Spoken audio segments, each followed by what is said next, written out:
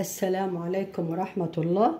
أهلا بكم يا أحلى وأغلى وأجمل متابعين ومشتركين مطبخ ماجي وجوجو. أهلا بكم في فيديو جديد. شايفين الحلى الجميل ده؟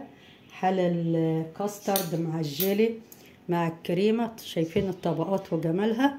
حاجة كده تنزل على القلب، ترطبه في عز الحر. طبقات لذيذة من الكاستر والجيلي والكريمة. ممكن نحط له كريمة دي حسب الرغبة زي ما انتوا عايزين، بس بتديله تيست حلوة قوي مع الجيلي والكريمة والكاستر، بيبقى جيلي تحفة. ممكن نسيبه كده من غير كريمة للي حابب يعني، يبقى كده برضو بيبقى لذيذ. شايفين الطبقات وجمالها؟ شكلها تحفة، وصفة تحفة، وطعمها تحفتين.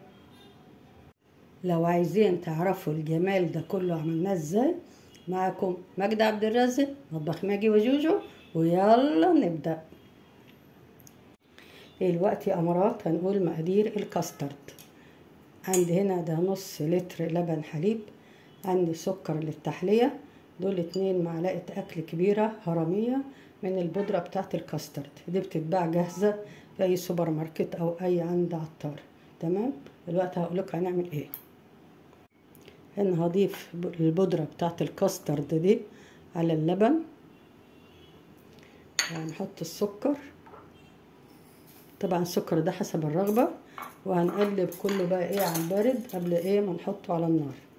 اوكي، نقلب كله كده لغاية المكونات كلها تدوب مع بعضها.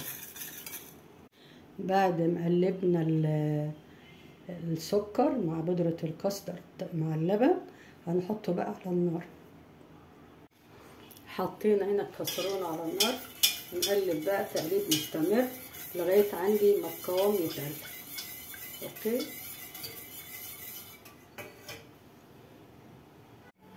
لسه ما زلنا بنقلب.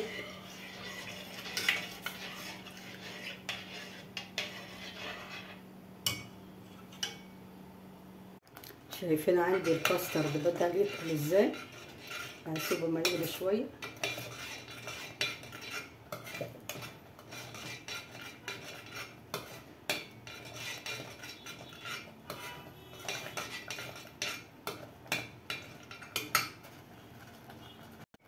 لو حسينا القوام تقيل شوية ممكن نضيف لبن، شوية لبن. انا حسيته تقيل شوية، رحت حاطه له شوية لبن او مية، ونحط شو يبقى بالقوام ده. اوكي كده خلاص، هطفي عليه ونصبه بقى في الكوبايات. هنا بقى هنصب الخليط الكاسترد، هنصبه بقى في كوبايات او كاسات، او ممكن نعمله في طاجن كبير. بسم الله.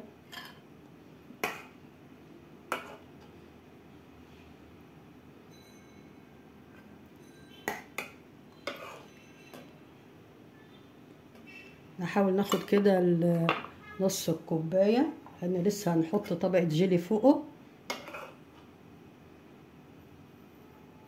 شايفين قوام الكاستر ناعم ازاي؟ ناعم، مفيش اي تكتلات ولا في اي حاجة. اوكي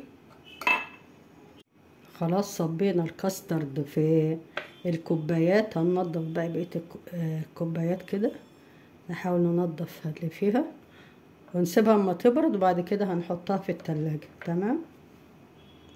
دلوقتي يا امارات انا خلاص حطيت الكاسترد في التلاجة. هعمل بقى الطبقة التانية، هعمل جيلي. عندي هنا ده باكو جيلي فراولة، حطيت سكر في معاه، يعني اللي حابب يحط سكر يحب، اللي مش حابب مش مشكلة، تبع رغبتكم. وعندي مية مغلية، كوباية مية مغلية. هحط هنا كوباية مية مغلية،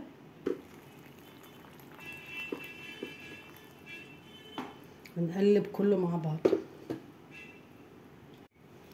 هنقلب كله مع بعضه عشان ندوب الجيلي والسكر.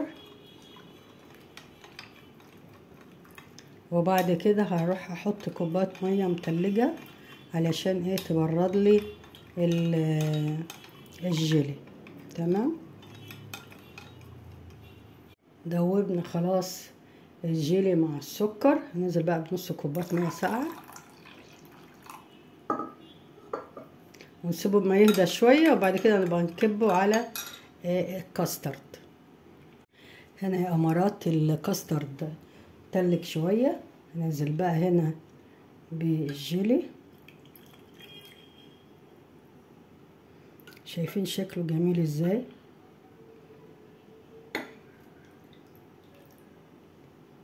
هنحطه في التلاجة لغاية ما يمسك الجيلي.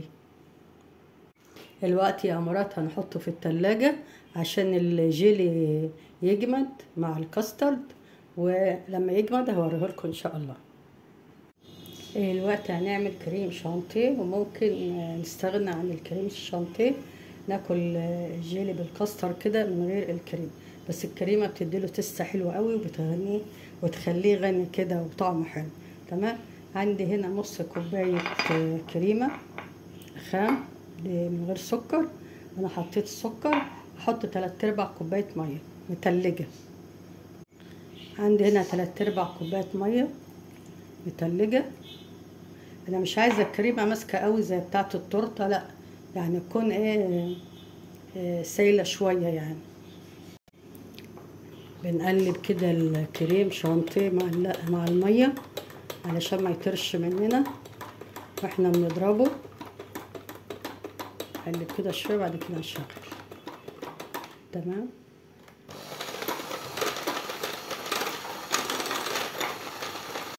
شايفين ما شاء الله الكريمه بقت عامله ازاي، مليت الكوبايه ازاي.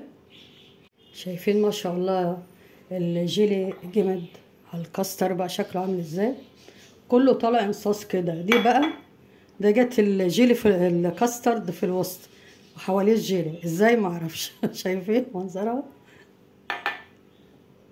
هنا هنزين هنا بالكريمه، ممكن نزينها بالكيس الحلواني او ممكن بالمعلقه زي ما انتوا حابين.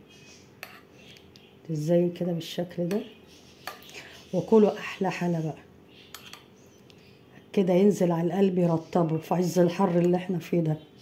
تمام.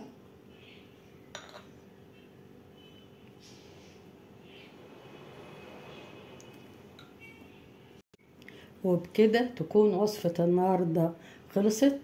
وصفة الحلا الجيلي بالكاسترد والكريمة ترطب علينا في عز الحر اللي احنا فيه ده. جربوها هتعجبكم ان شاء الله. وصفة النهاردة خلصت، لكن وصفاتي لسه ما خلصتش. كنت معكم ماجدة عبد الرازق، مطبخ ناجي وجوجو. اسيبكم في رعاية الله وامنه. مع السلامة.